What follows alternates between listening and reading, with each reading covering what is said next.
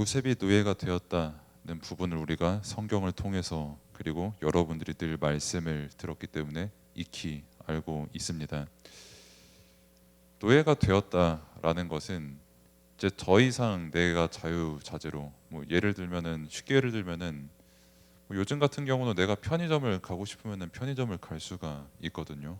이제 삼각 김밥을 먹으러 가든 육개장을 먹으러 가든 단 무언가를 먹으러 가든 카페도 마찬가지고 다른 데도 마찬가지지만은 일단 노예가 되면은 마음대로 못 갑니다. 반드시 내가 여기서 여기 가는 것조차도 누군가의 허락을 받아야 되고, 그리고 밖에 나가서 뭘 사 먹고 누구랑 놀고 이런 게 없죠. 노예는 주인이 하라는 대로 다 해야 되고, 친하게 지내는 사람과도 갑자기 주인이 만나지 마 하면은 만나지 말아야 될, 아무것도 자기 하고 싶은 대로 할 수 없는 게 노예인데, 이 요셉은 노예가 될 때도 내가 되고 싶어서 노예가 된 게 아니라 좀 소위 말해서 형들한테 통수 맞아가지고 노예가 된 거거든요. 그것도 믿었던 형들한테요. 그렇게 형들이 누군가 상인에게 돈을 받고 자기 자신을 팔아 넘기는 거를 분명하게 보았고, 그렇게 이제 다른 사람의, 그것도 가족의 의지대로 노예가 되어서 살아가게 되었는데, 사람들은 보통 그러면 그 인생 망했다라고 합니다. 아니면은 그 형들에게 반드시 복수를 해야 된다, 이렇게 사람들은 또 해석을 할 수가 있죠. 아니면은 노예에서 총리가 된 요셉이기 때문에 어떤 그런 고난과 역경을 딛고 일어났다, 이렇게 볼 수가 있습니다. 그런데 우리가 노예가 된 요셉을 볼 때에는 반드시 하나님의 언약을 가지고 이 사건을 봐야 되는 거죠. 이 언약은 뭐냐라고 했을 때,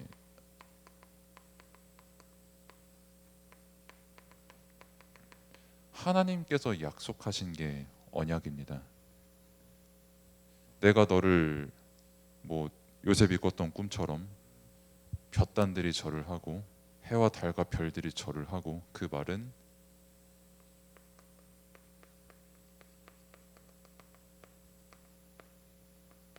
그 세계 복음화의 약속을 요셉에게 꿈을 통해서 주신 겁니다. 그런 그 약속을 주셨는데,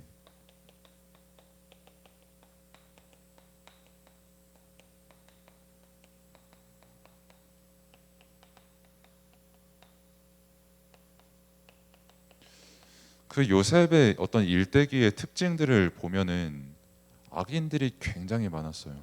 그러니까 쉽게 말해 내가 용서할 수 없는 사람들을 굉장히 많이 만납니다. 나를 팔아먹은 사람, 노예로 나를 누명씌워서 옥에 가둔 사람, 그리고 내가 도와줘가지고 반드시 나를 탈주시켜달라, 탈옥시켜달라고 부탁을 했는데 정작 자기 자신을 까먹은 사람 등등, 수없이 많은 원수들을 만났고, 그 중에 셋 중에 한 명만 만나도 평생 이를 갈고 살 수밖에 없는 사람을, 기록된 것만 적어도 세 사람이니까요. 형제까지 합치면 다 셀 수가 없고. 근데 그 악인들을 계속 만났음에도 어떻게 요셉은 하나님께서 이루시는 그 세계복음화의 일 속에 있었냐라고 했을 때, 요셉은 복음의 능력을 정확히 알고 누리고 있었기 때문입니다. 그 말씀을 우리가 마태복음을 통해서 계속 보고 있죠. 그럼 여기서 말하는 악인이 누구냐? 그 세상이 말하는,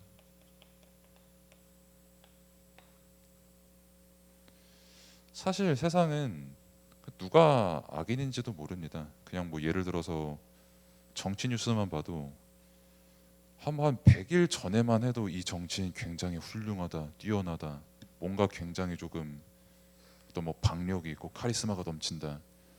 딱 100일만 지나도요, 이 사람 믿을 만한 사람이 못 된다, 되게 정치 못한다, 아주 그냥 비리가 넘치는 사람이다. 누구 말이 맞는지도 모르겠고, 이 사람이 과연 악인인가 의인인가도 모르겠고. 제가 어떤 분을 만났는데, 그 어떤 분이 아니고 그냥 학생이지, 그 카리나라는 그 아이돌이 열애설이 이렇게 막 터졌잖아요. 그래서 막 연애를 합니다. 그러면은 그 친구가 굉장히 열렬한 팬이었거든요. 그러니까 막 뭐라 그래야 되지? 아마 자기 부모님보다 카리나에 대해서 잘 알 것 같아요. 뭐 자기 부모님 뭐 키나 몸무게나 이런 거 모를 수 있어도 카리나에 대해서는 소수점까지 파악을 하고 있더라고. 저는 잘 모르겠는데. 뭐 아무튼 랩너트니까 너무 소중하죠. 뭐 아무튼 그 카리나가 열애설을 터지니까 한숨을 계속 너무 아깝다. 그 이름 뭐야 그 이재욱 이재욱 그거 아주 원 새끼 하면서 그러고 있더라고요. 그러면은 그 사람이 사실 저도 뉴스를 보고 이제 기사를 보면서 봤는데 대체적으로 그 여론이라는 게 그 아이돌 하시는 분을 되게 비난을 많이 하더라고요. 그럼 사실 연애하는 게 그렇게 나쁘냐라고 했을 때 저는 잘 모르겠습니다. 연애하는 게 그렇게 나쁜 건 아니잖아요. 뭐 그것도 합법적으로 서로 만나 좋아서 만나는 건데요. 그러면은 사람들이 왜 이 아이돌 분을 욕하냐라고 했을 때 어떤 그 팬들과의 어떤 공감대 형성 그리고 뭐 팬들로부터 받은 뭐 무언가 뭐 서로 감정적인 교류를 하고 있었다. 그래서 이 사람은 잘못했다. 뭐 이 사람은 악인이다. 이렇게 사람들이 말하더라고요. 또 한편에 다른 뉴스는 되게 멋있는 연애하고 있다. 이렇게 뭐 말하기도 하고요. 뭐 연애 관련돼서 뭐 최근에 뭐 이제 류로 시작하는 연예인분이랑 한으로 시작하는 연예인분도 막 최근에 막 열애설 터졌잖아요. 근데 뭐 희애 모시기라는 그 분이 원래 전 남친이었는데 뭐 그런 이렇게 해가지고 지금 저 커플 막 되게 나쁘다 해가지고 막 사과문까지 올리고 막 이렇게 하거든요. 근데 사실 그 중에서 막 누군가를 되게 나쁜 사람이고 악인이다라고 할 수 있냐라고 했을 때 저는 잘 모르겠거든요, 사실. 뭐 이따가 보겠습니다마는 그 보디발의 아내가 요셉을 유혹을 합니다. 왜냐? 젊고 멋있고 일 잘하니까요. 얘 분명히 노예로 온 녀석인데 사람들이 가지고 있지 않은 하나님께서 함께 하시는 그 무언가 영적인 걸 갖고 있고 잘생겼고 일 잘하니까요. 자신의 남편이 장관이라는 그리고 그때 당시 어떤 군법 재판을 하는 어마어마한 권력을 가진 사람임에도 불구하고 유혹을 하거든요. 근데 일반적으로 우리는 그 보디바라는 되게 그 나쁜 여자야, 되게 바람 피워 막 이렇게 하지만 보디발 아내 입장에서는 자신이 그렇게 악인이 아니에요. 왜냐하면 뭐 여자가 뭐 멋있는 남자 보면은 뭐 순간 뭐 할 수도 있지. 내가 뭐 그렇게 잘못했어? 뭐 내가 뭐 그렇게 잘못한 거야? 내가 그렇게 악인이야? 라고 할 수가 있거든요. 그래서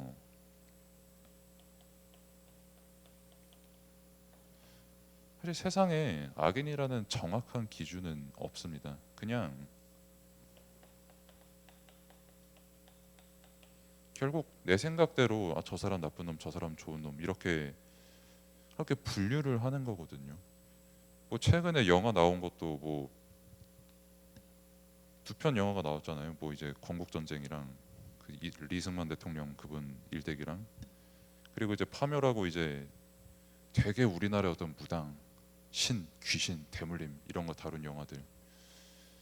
그 영화가 나왔는데 일단 그 두 영화의 감독이 둘 다 교회 집사님들이거든요. 근데 교회 집사님들인데 한쪽은 되게 정치 색깔이 보수 이쪽이고 한쪽은 뭐 귀신 얘기 들어다 갑자기 저 일본 사무라이는 아무나 다 배워버린 아주 나쁜 놈이야 이런 아주 일본 죽여야 된다라는 그 사상을 가지고 그렇게 영화를 만들기도 하고요. 그러니까 교회를 몇십 년 동안 다니고 영적인 거를 다 아시고 성경을 잘 아심에도 불구하고 그 누군가 악인이라고 이렇게 딱 정의를 내릴 때 내 생각대로 악인이라고 말을 해버린다는 겁니다. 그러면은 진짜 악인은 누구냐라고 했을 때 일단 내가 먼저 악인이거든요, 사실. 그 선악과의 선악이 좋고 나쁜 거잖아요. 그 좋고 나쁜 거를 따지는 기준을 전부 내게 둔다라는 말이죠.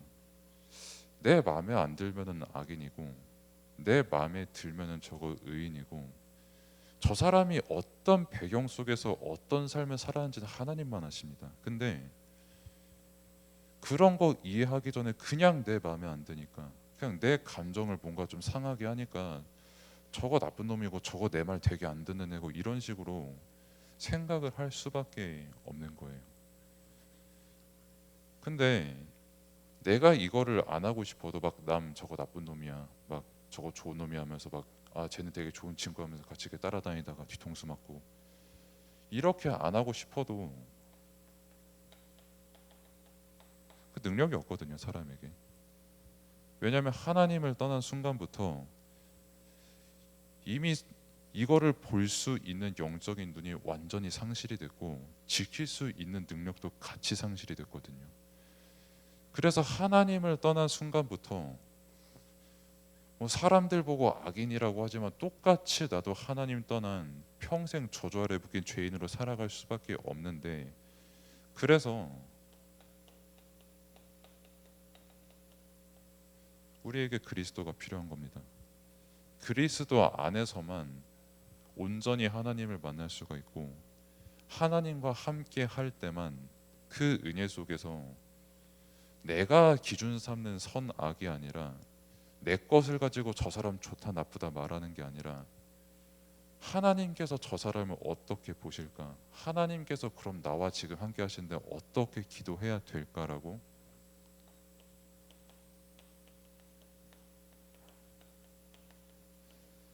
비로소 그때 영적 상태가 만들어지는 거죠.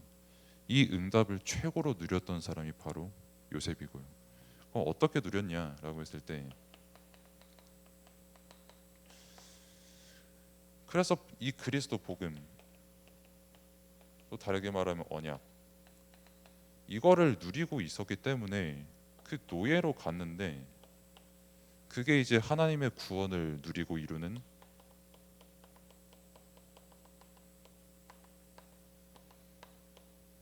어제 말씀에서도 나왔듯 하나님의 절대 주권으로 이미 완전히 작정된 세계복음화를 이루는 그 길을 걸어가는 노예의 길이었고요. 그러면서 이제 보디발의 집, 그리고 보디발의 아내의 유혹까지 이렇게 받게 됩니다. 그래서 노예로 가는 길이 세계 복음화의 길이었다. 그리고 이 일을 이루신 하나님께서 지금 여러분들과 똑같이 동일하게 함께 하시거든요.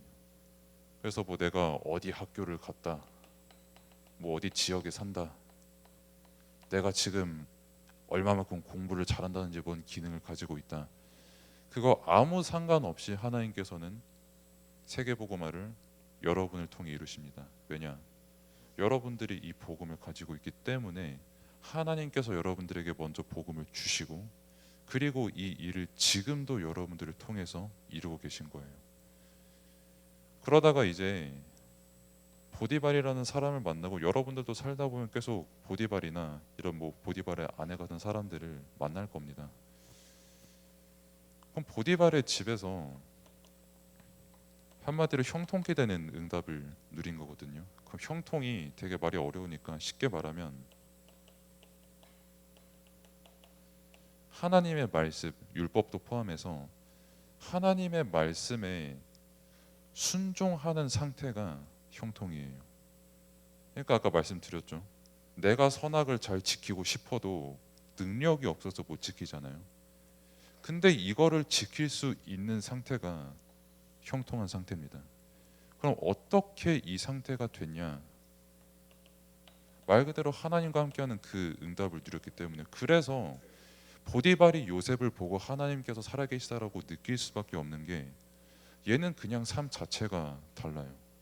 그냥 딱 봐도 사람이 저 사람 진짜 배울 거 많고 뭔가 다르다, 이런 사람이 있고 쟤네 그냥 보기만 하면 뒤통수 한 대 때리고 싶다, 이런 사람도 있거든요.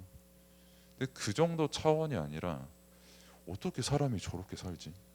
말씀 그대로 저렇게 순종하면서 살지? 라고 불신자가 보고 느낀 거예요. 그러니까 보디발의 아내와 같은 사람이 유혹을 할 때도 그 말씀 구절을 쭉 보면은 요셉이 어떻게 보디발의 아내한테 정확하게 말하면 보디발의 아내가 유혹을 할 때, 그러니까 보디발의 아내가 유혹을 한다는 거는 일단 보디발은 돈이 되게 많습니다. 그러면 소위 말해 만약에 요셉이 보디발의 아내와 비밀리에 연애를 하면은 돈을 되게 많이 받겠죠. 그리고 보디발이 엄청난 권력을 가지고 있으니까 권력의 혜택도 같이 누리겠죠. 그리고 사람마다 의견이 다릅니다만 보디발 정도로 성공하신 분들은 확률적으로 그때 당시 시대에 미인상에 가까운 분과 결혼을 했을 확률이 높아요. 그러니까 되게 어떤 외적인 것으로 유혹을 했을 수도 있고요. 뭐 물론 요셉이 이제 연상 취향이 아니라면은 뭐 나가리가 되는 거지만은 뭐 아무튼 그런 많은 유혹들이 있었던 가운데 요셉이 했던 건 딱 한마디였습니다.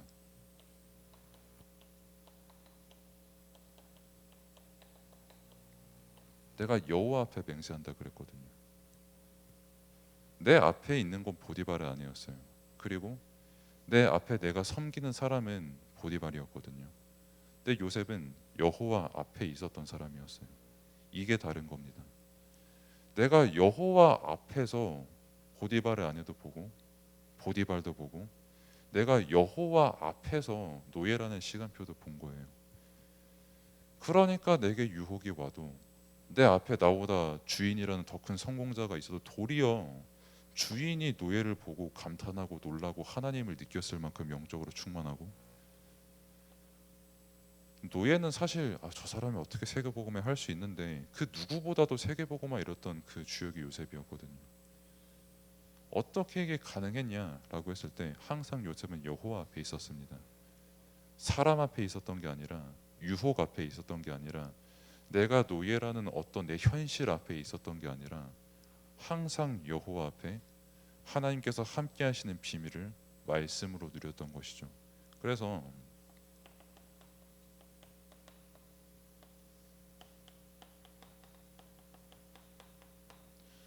항상 말씀이 모든 것의 기준이 되어야 됩니다. 내가 지금 공부한다. 내가 지금 교회 왔다. 내가 삶을 살아간다. 그 모든 일들이 이 속에 있는 겁니다. 하나님의 뜻 안에 있는 거예요. 뭐 살아가다 보니까 뭐 세계복음화도 뭐 적당히 하게 되고 뭐 살아가다 보니까 뭐 말씀도 적당히 듣게 되고 이게 아니라 처음부터 여러분들은 말씀으로 창조되고 말씀 안에 있는 삶 속에서 실제 기준도 제대로 모르고 네가 나쁜 놈 내가 나쁜 놈 너 죽일 놈 나 살릴 놈 하면서 살아가는 그 세상 속에서 진짜 복음의 답이 무엇인지 증거하는 렘넌트로 하나님께서 여러분들을 선택하셨다는 거예요. 그래서 어디서든 여호와 앞에 서고 여러분 힘으로 여호와 앞에 서는 게 아니라 그리스도에 충만하여서 어디서든 사람 이전에 하나님께서 함께 하시는 그 응답을 누리는 렘넌트의 때가 되기를 바랍니다. 기도하겠습니다. 하나님 감사합니다. 늘 우리 앞에는 수없이 많은 사람들도 있고 시험을 주는 자들도 있고 여러 가지 사건과 환경이 있지만은 그 이전에 하나님께서 우리와 함께 하시기에 항상 우리의 영적인 눈과 영적인 생각 모든 것이 먼저 여호와 앞에 서고 하나님을 바라보며 말씀을 기준 삼고 말씀을 믿음으로 그 현장에 그리스도의 빛을 비추는 그 증인의 응답을 누릴 수 있도록 하나님께서 은혜를 베풀어 주옵소서. 예수 그리스도의 이름으로 기도드립니다.